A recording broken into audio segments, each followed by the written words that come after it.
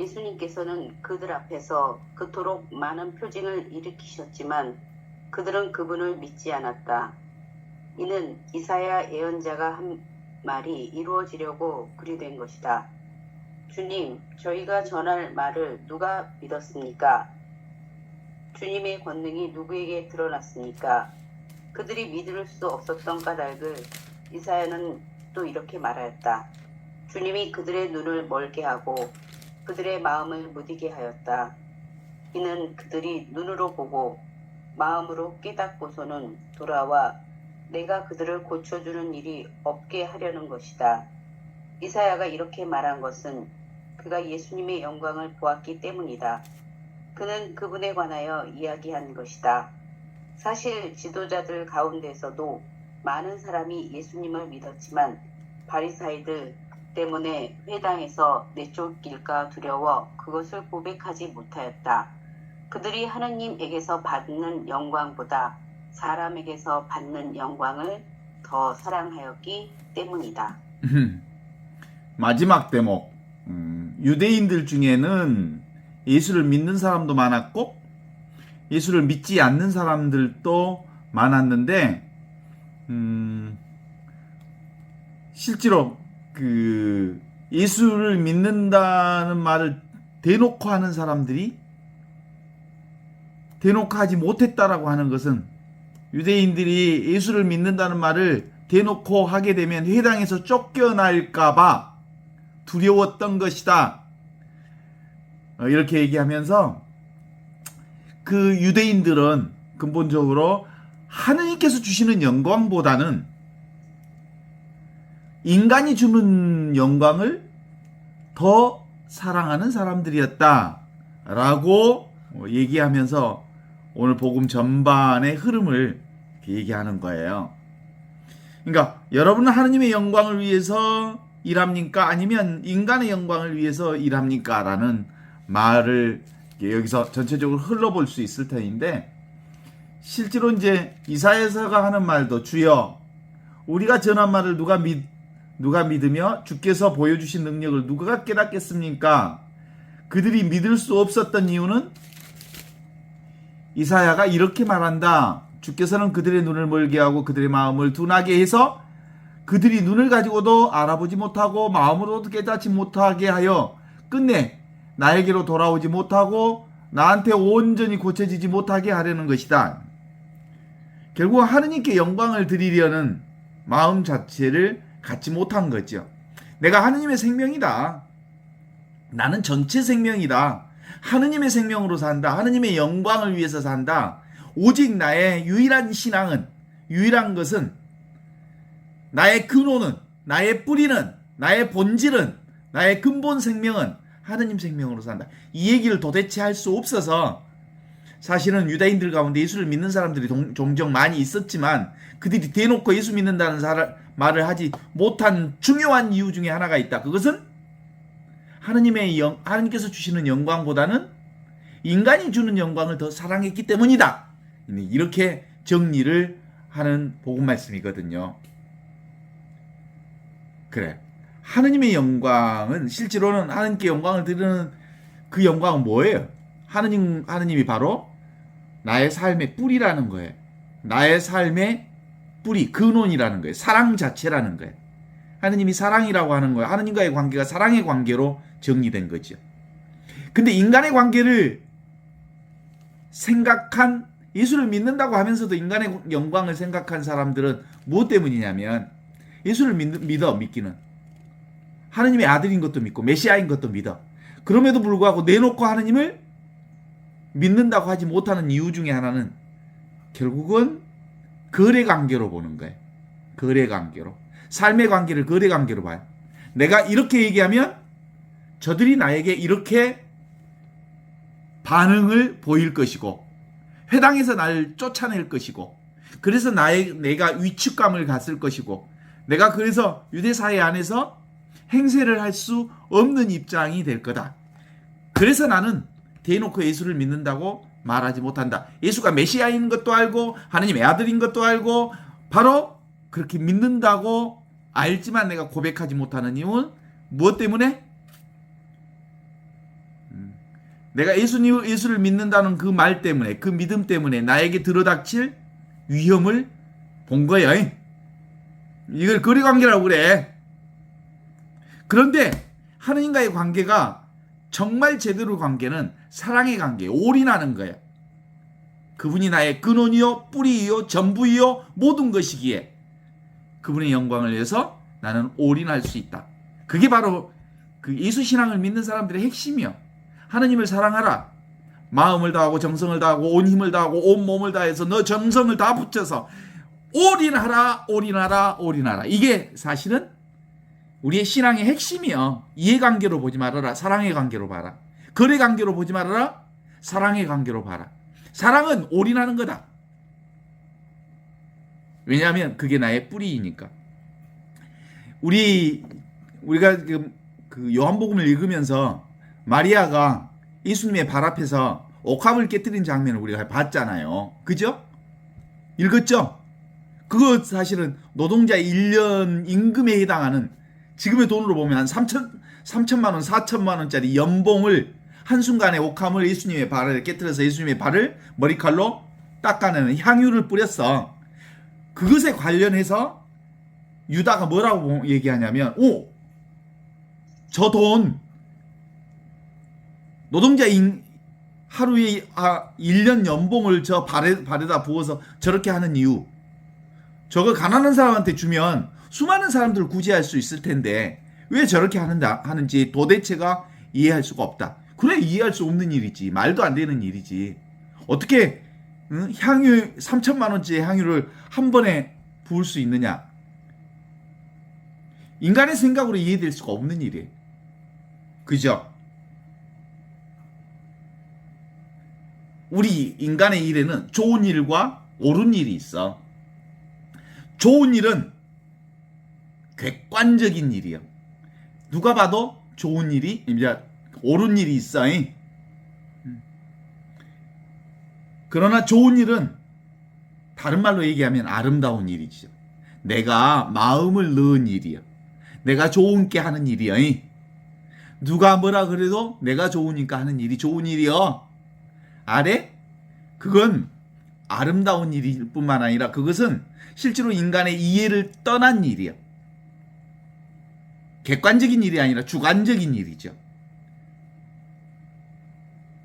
내가 좋아서 하는 그 일이 어떤 때는 나라에 옳지 않을 수도 있지만, 어떤 나라에 옳지 않을 수도 있지만, 법에 위배될 수도 있지만, 내가 너무 좋아서 그 일을 할 수 있는 거예요.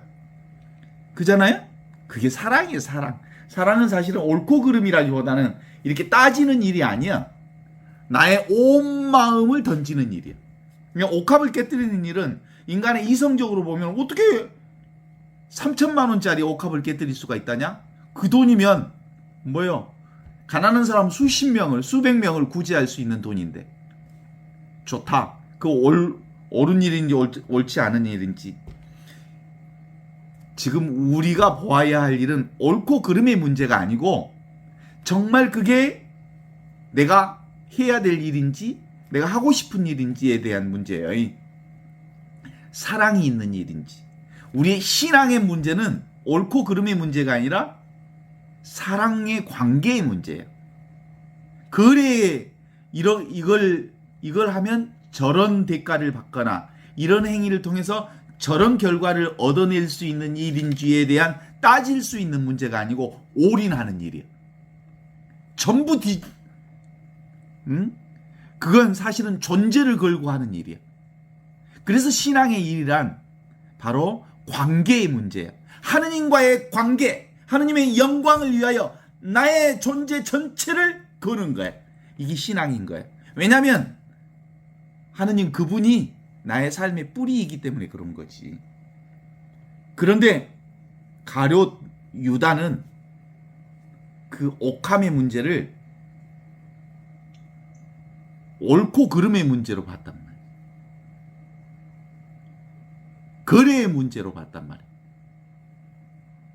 사실은 가룟 유다는 예수를 따르는 과정 속에서도 예수를 따르며 예수를 통해서 유대 백성들을, 이스라엘 백성들을 로마의 압제로부터 해방시키는 해방의 목적이 있었어. 그래서 예수님을 통해서 나라 백성을 해방시키는, 국가를 해방시키는 어떤 목적이 있었어. 그런데 실제로 예수를 따르는 목적 자체가 있었는데 자기가 생각했던 예수의 목적과 예수의 삶의 형태가 달라지기 시작했어.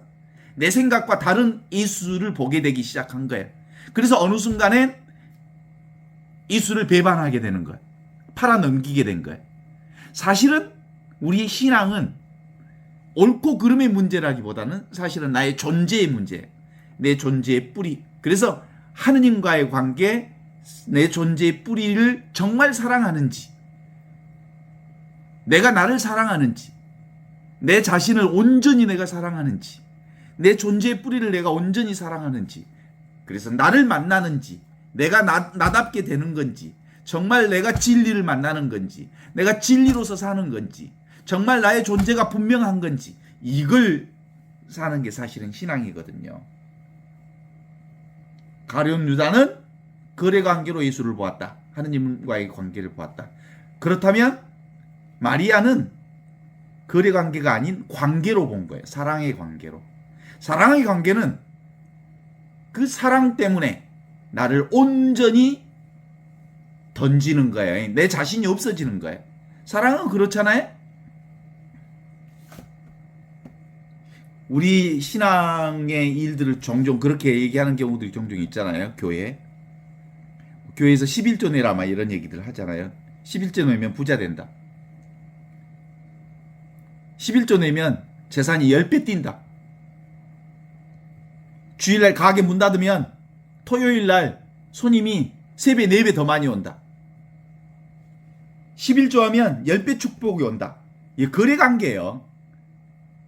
거래관계로 보는 거예요. 하느님의 관계를. 그런 게 어디 있어. 하느님은 거래관계가 아니야. 하느님은 무슨 관계냐면 사랑의 관계예요. 거래가 아니고 사랑이에요. 하느님과의 관계는 사랑이다.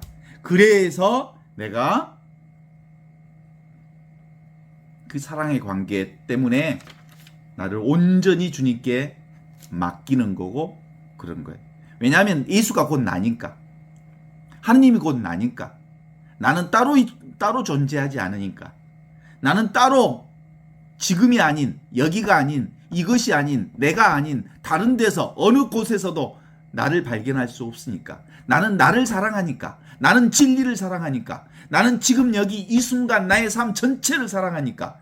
그래서 나는 나의 삶에 올인하는 거예요. 무엇 때문에 조건이 있지 않아. 거래관계로 신앙생활을 하는 거 아니에요. 내가 신앙생활을 하면 내 자식이 좋아지니까, 내 집안이 좋아지니까, 건강이 좋아지니까, 또는 내 삶이 행복해지니까. No! 그런 거 없어. 신앙생활은 온전히 나를 만나는 관계예요. 진리를 만나는 거야. 사랑을 만나는 거야. 내 자신을 만나는 거야. 온전히 나로서 사는 거야. 내가 나답게 사는 것 그것뿐이야. 왜냐하면 하느님이 나의 존재의 근거니까. 내가 나로서 사는 그 일. 그게 바로 진리로 사는 일이란 말이야. 가룟 유다가 예수를 배반한 마지막 흐름을 갖게 된 건 그랬습니다. 예수를 믿고 예수의 제자가 되어서 예수를 통해서 해방 역사를 기대했어. 정치적 해방 역사를 기대했던 유다의 생각과는 전혀 다른 방식으로 정말 무기력하게 빠져있는 것, 자기 눈으로 볼 때는 예수는 정말 아무것도 아니었어. 그래서 팔아 넘겨버린 거야. 배신 때려버린 거야. 거래 관계로 본 거야. 거래는 아니요. 우리의 신앙은 나를 발견, 진실한 나를 사는 거야. 참된 나를 사는 거야. 진리로서의 나를 사는 거야. 참된 나의 삶의 모든 것을 때려 바치는 거야. 그래서 내가 온전히 내가 되는 일, 이게 신앙의 일이야.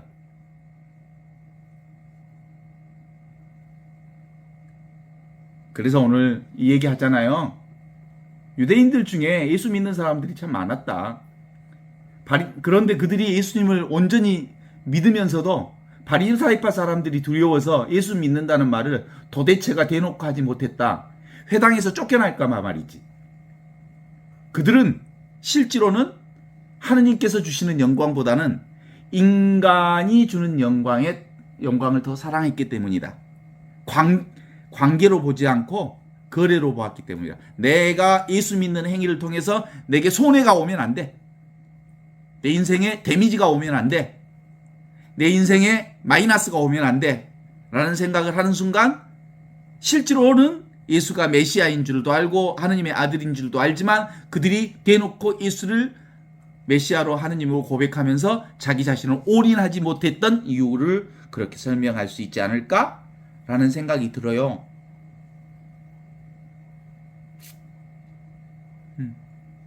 사랑의 관계는 있는 그대로를 인정하는 관계죠. 그래서 나 자신을 깨뜨려서 나 자신을 위해서 온전히 나 하나를 깨뜨려서 우주 생명과 하나 되신 예수 그리스도의 그 구원 역사가 이 세상에 온 것처럼 밀알 하나가 땅에 떨어져 죽어서 많은 열매를 맺고 모든 사람들을 구원하는 역사를 이룬 것처럼 나도 나 개별 존재를 내려놓고 온전히 하느님의 생명을 받아들임으로써 내 안에서 온전히 하늘나라의 꽃이 하늘꽃이 활짝 피는 것, 그것이 근본적으로 우리 신앙의 핵심이에요. 올인하는 거예요. 올인. 1.1핵도 딴 생각하지 않는 거예요. 전부가 그분이요. 전부가 바로 내가 경험하는 모든 일이 하느님과 둘이 아닌 이 하나의 경험을 하는 거죠. 말씀 천지창조 이전에 있었던 말씀이 사람이 되시어 우리 가운데 오신 임마누엘 예수님은 당신 자신이 곧 진리이면서 그 진리의 모범을 우리에게 보여주셨고 삶으로서 당신 자신 전체를 십자가에 내어 맡기셨습니다. 그럼으로써 하느님의 뜻을 온전히 순종하셨지요. 예수 그리스도의 삶과 죽음이 바로 그거였습니다. 태어날 때부터 죽을 때까지 당신은 당신의 개별 역사를 살지 않았습니다. 온전히 하느님의 생명으로서 하느님의 사람으로서 하느님의 영광을 위해서 당신 모든 것을 살아왔던 사람이죠. 보통 사람들은 진리라고 하는 것, 이 하느님의 생명이라고 하는 것이 대단히 위대하고 고상한 어떤 것이라는 선입견을 가지고 있잖아요. 그런데 세속의 가치나 권력처럼 모든 사람들이 소유할 수 있는 귀중한 것이라고 믿는 경우가 많습니다.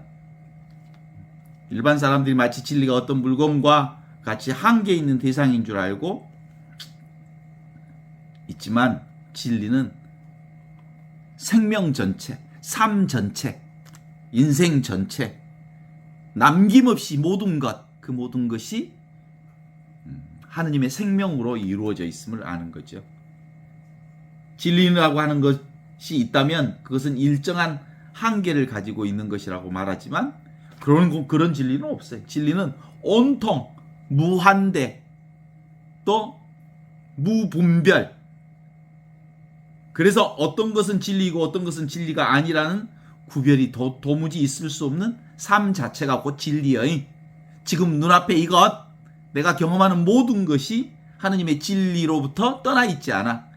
진리는 전부 그 무엇도 진리 바깥에서 그 무엇도 구별하거나 분별할 수 없는 전체, 그것이 진리야.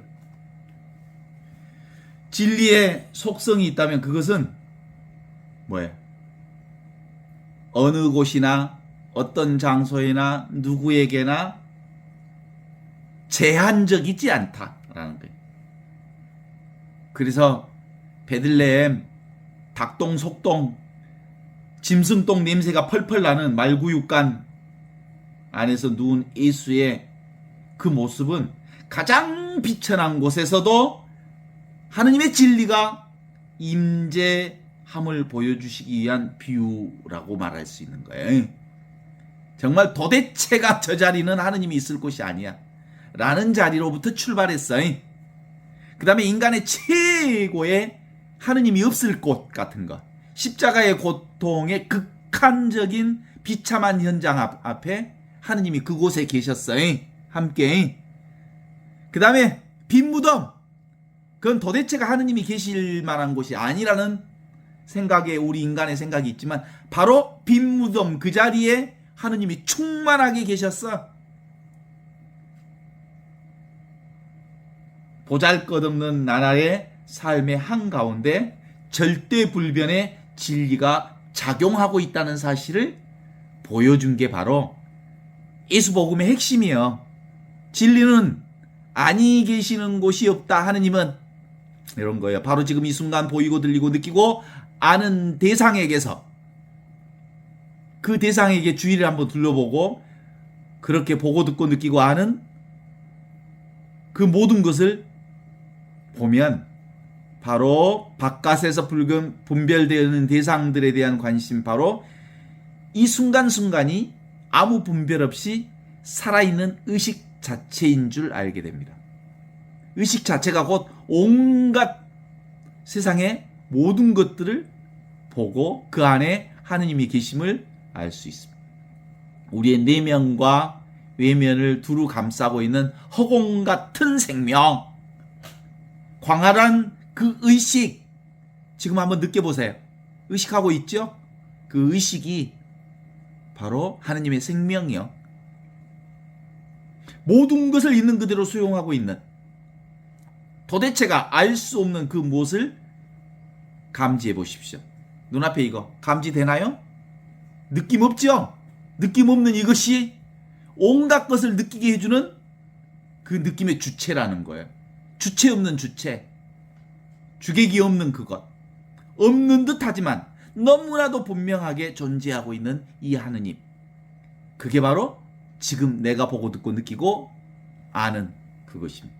있는 것 같지만 딱히 무엇이 있지는 않습니다. 그것을 우리는 진리라고 해, 하느님이라고 해, 예수라고 그래. 예수 생명이 곧 내 생명이요. 내 생명과 예수 생명과 여러분의 생명이 둘 생명이 아니요. 똑같은 생명이요. 하느님의 생명이요.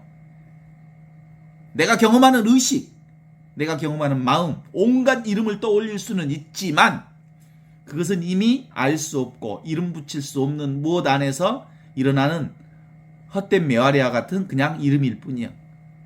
모든 이름 하나하나가 바로 지금 이 순간 결코 떨어질 수 없는 이 무엇의 존재를 드러내고 있어. 하느님을 드러내고 있다는 게 텅 비어 있어. 근데 모든 것을 알아차리는 그놈, 그 의식, 그것이 바로 지금 눈앞에 이 경험이고 이거요. 그게 바로 하느님과 둘이 아닌 나요.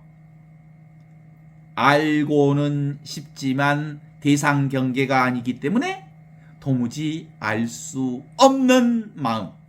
그 마음은 그저 가만히 있기만 하면 전체가 그 하느님의 의식으로, 하느님의 생명으로 가득 차 있어. 이 생생한 살아있음, 이렇게 존재하고 있음 그 자체를 한번 느껴보시라고. 맨날 우리가 느껴보지 않으려고 해도 그 느낌 없이, 그 하느님 없이 존재할 수는 도무지 가능하지가 않아. 그죠? 생각이라고 하는 방해와 간섭을 넘어서 그것과 아무 상관없는 그 무엇이 실제로 지금 생생하게 살아있는 나여, 나, 하느님과 둘이 아닌 나, 지금 눈앞에 있는 이것. 어때요? 동의하십니까? 시편 46편 10절에 나오는 너희는 멈추어봐, 가만히 멈추어 있어봐라, 고요히 있어봐라. 그러면 네가 하느님인 줄 알리라. 그랬어요. 아무것도 하지만 않으면 하느님이 다 하셔. 내가 실제로 한다고 하는 것도 가짜예요. 내 생각일 뿐이야. 다 하느님이 하셔. 보이지 않는 그분을 통해서 세상의 온갖 생명이 출렁거리고 있어. 춤추고 있어. 그 춤추고 있는 생명이 바로 나요, 하느님과 둘이 아닌 이 한 생명이에요. 바로 지금 이 순간 하느님이 나와 함께 계셔. 그게 임마누엘 하느님. 바로 지금 이 순간 예수님 어디 계실까요? 지금 이 순간 나는 어디 있을까요? 지금 이 순간 하늘로부터 내려온 살아있는 생명이 지금 여기 이렇게 온갖 것을 느끼고 경험하는 그것이 나랍니다. 어때? 동의하십니까? 그 임마누엘 하느님이 오실 때 어떻게 오셨죠?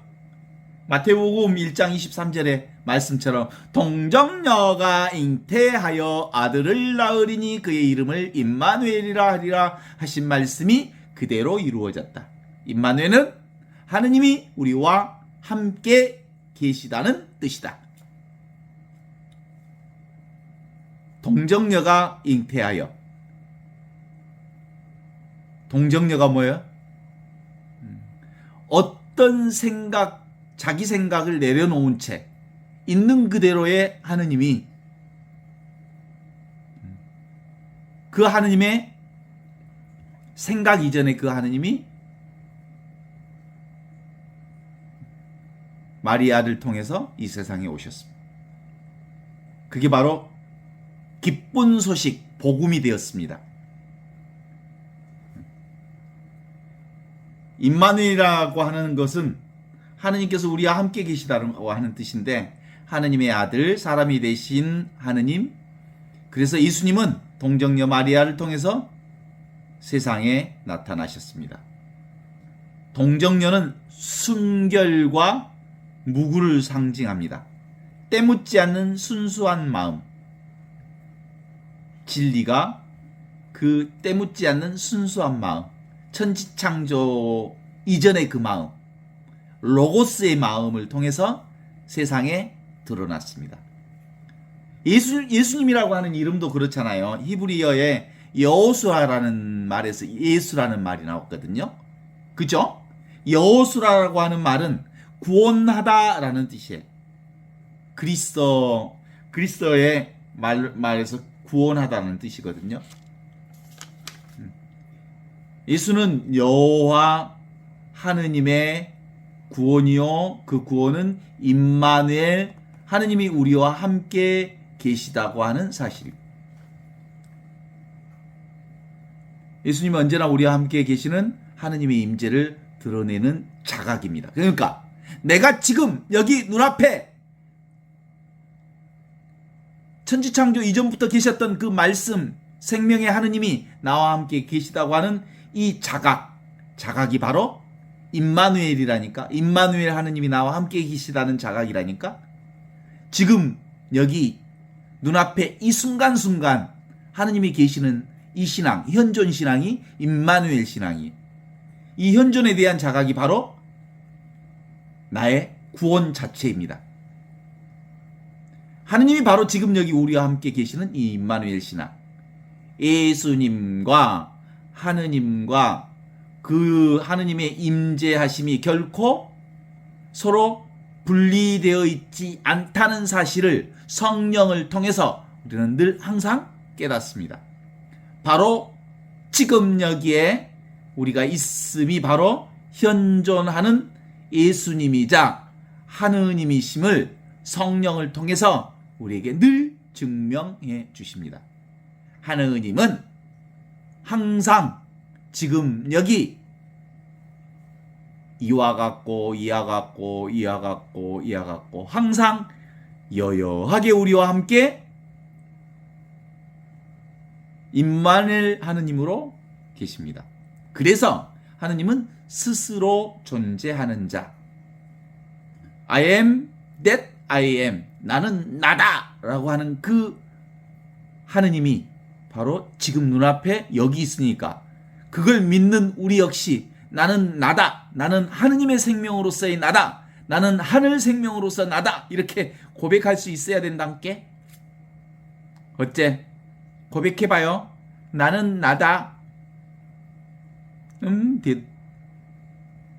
말로만? 나는 나다. 지금, 바로 지금 이 순간 결코 부정할 수 없는 나의 존재의 근원이 바로 나와 함께 계시는 임마누엘 하느님으로 내가 지금 살고 있는 거죠. 우리는 하느님에게서 나와서 다시 하느님에게로 돌아가지만 지금 여기 이 순간순간마다 임마누엘 하느님으로 살고 있습니다. 이게 현존 신앙입니다. 결코 대상화될 수 없는 존재, 절대적 존재가 바로 지금 여기 눈앞에 있습니다. 하느님께서 우리의 눈을 통해 보시고 우리의 귀를 통해 듣고 계십니다. 우리가 바로 하느님을 알 수는 없지만 전지전능하신 하느님은 우리를 머리카락 하나까지 세어 놓을 정도로 섬세하게 나를 다 읽고 계십니다. 내가 입을 벌리기도 전에 내가 무슨 말을 할지도 알고 계십니다. 바로 지금 여기에 임마누엘 하느님을 확인해 보십시오. 세상의 시작부터 끝까지 언제나 우리와 함께 하시는 하느님, 한시도 떨어질 수 없는 우리의 존재의 근원을 돌아보는 것, 지금 바로 여기에 하느님의 영광이 늘 상존합니다. 어때? 동의하시나요? 진리는 과거, 현재, 미래에 없습니다. 연대기적 시간 속엔 생각일 뿐 실제로 그런 과거, 현재, 미래는 없습니다. 진리는, 하느님은 지금 여기, 바로 지금, 바로 여기, 바로 이것, 찰나찰나 지금 이 순간에만 계십니다. 진리는 늘 지금입니다. 진리는 언제나 바로 지금 이 순간에 이르러 있습니다.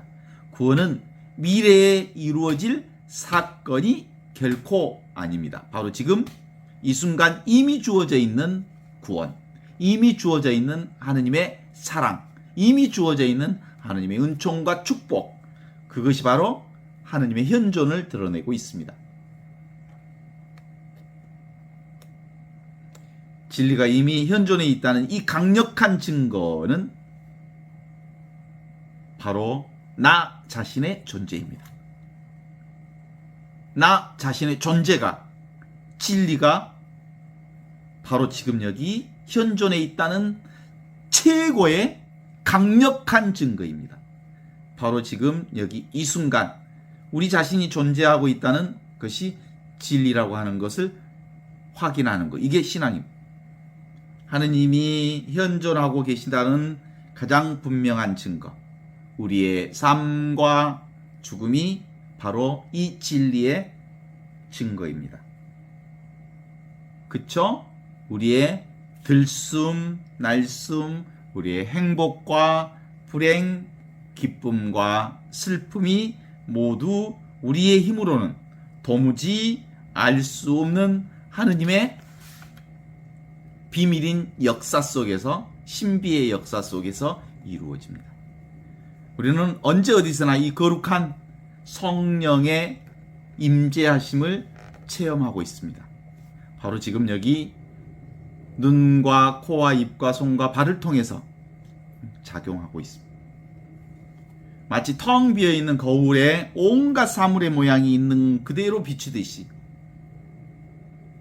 하느님 안에 온갖 것들을 경험하고 있습니다. 바로 지금 여기 이 순간 우리 눈앞에서 모든 내적외적 현상들이 드러나고 있습니다. 수많은 감정들이, 슬프고 기쁘고 애롭고 불만스럽고 하는 온갖 감정들이 지금 여기 나를 통해서 드러나고 있습니다. 외적으로 드러나는 온갖 세상의 만물들도 내 눈앞에서 드러나고 있습니다. 우리의 마음속 깊은 곳에 숨어있는 저 저열한 욕망에서부터 지극히 숭고한 이상에 이르기까지 모든 것이 바로 지금 여기 이 순간에 드러나 있습니다. 어떤 것도 숨길 수 없습니다. 그 드러나는 현상을 통해서 드러나지 않는 하느님의 영광이 온 천하를 드러내고 있습니다. 우리가 형상이 있는 모든 것들을, 눈에 보이는 모든 것들의 집착을 내려놓을 때, 눈에 보이는 모든 형상들은 사실상 무상한 것인 줄 알 때, 눈에 보이는 그 모든 것들은 잠시 있다가 사라질 것임을 알 때 더 이상 육체나 사물이나 느낌이나 감정이나 생각에 속지 않습니다. 오고 가는 것은 그저 왔다 갈 뿐입니다. 그 조건과 상황과 그 흐름에 맞게 그럴 뿐입니다. 비로소 형상이 없는 것이 드러나 있지 않지만 분명히 존재하는 진리, 그것이 바로 영원한 생명이신 하느님, 늘 영원까지 나와 함께 계신다고 하시는 임마누엘 하느님의 자각, 그것이 바로 현존에 대한 자각입니다. 이미 구원받았다는 사실의 자각이 바로 그리스도, 메시아에 대한 믿음입니다. 비록 본래 구원받았다 하더라도, 본래 깨달았다 하더라도 그 사실을 한 번은 직접 깨달아야 합니다. 이걸 가리켜서 하느님의 사랑이라고 하는구나. 그리고 이 사랑이 한 번도 우리에게 떠난 적이 없구나. 이걸 가리켜서 하느님의 은혜와 은총이라고 하는구나. 그런데 이 하느님의 은혜와 은총은 한 번도 이 우주 안에서 떠난 적이 없구나. 어떤 일이든 무슨 일이든 이 하느님의 은총과 사랑 가운데서 일어나는 일이구나. 이 순간 우리는 이 놀라운 사실 진리 앞에 감격하게 될 것입니다. 시므온의 노래에서 보면 시므온은 그렇게 얘기하죠. 내가 이제 구원을 보았으니, 내가 구원을 내 눈으로 보게 되었으니 더 이상 원할 게 없다. 더 이상 어떤 것도 구할 필요가 없는 자유, 더 이상 어떤 것도 얻을 필요가 없는 평화를 온전하게 느낄 것입니다. 주님의 평화가 여러분과 함께 하는 평화의 인사는 실제로 없는 평화에 대한 인사가 아니라 너희에게는 그 평화가 처음부터 끝까지 항상 주어져 있담을 확인시켜 주시는 그리스도 예수의 부활절 평화의 인사이고, 부활한 사람들끼리 나눌 수 있는 인사가 바로 평화의 인사입니다. 부활절이라고 하는 건, 부활이라고 하는 것은 깨달은 자들의 신앙을 부활이라고 하는 거예요. 이 늘 항상 있는 이 하느님을 깨닫지 못한 사람들은 사실상 입으로는 부활이라고 말하지만 자신의 삶이 그리스도의 생명으로, 하느님의 생명으로 다시 부활을 살지 못하고 있기 때문에 말로만 부활이죠. 실질적 부활은 아닙니다. 하느님의 생명이 늘 나를 떠나 있지 않는 구원의 삶을 사는 사람만이 바로 평화의 인사를 제대로 나눌 수 있는겨. 주님의 평화가 여러분과 함께. 모든 것이 자기로부터 나와서 자기로 돌아가지요. 모든 것이 바로 자기이고 자기가 바로 모든 것입니다. 동의하십니까? 내가 세상 안에 있습니다. 세상이 내 안에 있습니다. 내가 하느님 안에 있습니다. 하느님이 내 안에 있습니다. 둘은, 세상과 하느님은 분리할 수가 없습니다. 나와 하느님도 분리할 수가 없습니다. 그 어떤 것도 분리되지 않습니다. 온통 하느님의 생명 가운데 있습니다. 하느님의 생명을 떠나서는 도무지 그 무엇도 얘기할 수 없기 때문입니다.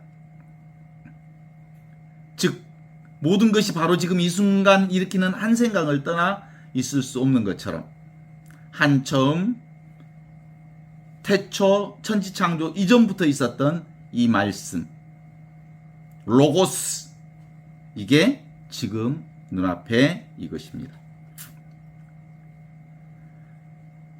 모든 창조와 파괴가 바로 이 없는 듯 있는 이 마음, 이 빛 가운데 벌어지고 있습니다. 나타났다 사라지는 온갖 분별망상에 마음을 두지 말고 그 배경에 있는 고요함으로 존재해 보십시오. 늘 이 고요함은 나를 떠나 있지 않습니다. 이 고요함 때문에 내가 보고 듣고 느끼고 말하는 온갖 것들이 다 이루어집니다. 모든 것을 다 감싸고 있는 이 의식, 이 생명, 빛을 감지해 보십시오. 그것이 바로 나의 참된 존재임을 자각해 보십시오. 단 한순간도 끊어짐 없는 의식, 단 한순간도 사라지지 않는 생명, 단 한순간도 나를 떠나지 있지 않는 이 빛이 어떤 취사 선택 없이 모든 것을 수용하고 있는 이 의식과 생명과 그리스도의 빛에 온전하게 순복해 보십시오. 진리를, 그리고 하느님을, 그리고 나를 판단하려 하는 생각을 내려놓으십시오. 그냥 있는 그대로, 지금 이대로 삶 그 자체가 온전한 하느님의 생명 가운데 있음을 경험해 보십시오. 얼마나 아름답습니까? 이 놀라운 하느님의 생명이 지금 여기 눈앞에 이것입니다. 예수를 믿는다는 말을 도대체 내놓고 하지 못했다. 왜냐하면 해당에서 쫓겨날까봐 겁이 났던 것이다. 그들은 하느님께서 주시는 영광보다는 인간이 주는 영광을 더 많이 사랑했기 때문이다. 진짜 신앙은 사실은 인간의 영광이 아닌 하느님의 영광으로 사는 것입니다. 더 이상 인간의 영광을 위해 하느님과 거래하지 마십시오. 하느님의 영광을 살리기 위해 늘 하느님과 사랑의 관계, 온전히 내가 곧 하느님이요 하느님이 나와 둘이 아닌 한 생명임을 고백하는 사랑의 관계가 곧 하느님께 영광을 돌리는 것입니다. 마리아가 옥합을 깨뜨렸듯이 자기 자신을 온전하게 남김없이 하느님과 둘이 아닌 한 생명임을 고백하며 사는 것, 이것이 진정한 의미의 신앙이라고 말할 수 있습니다.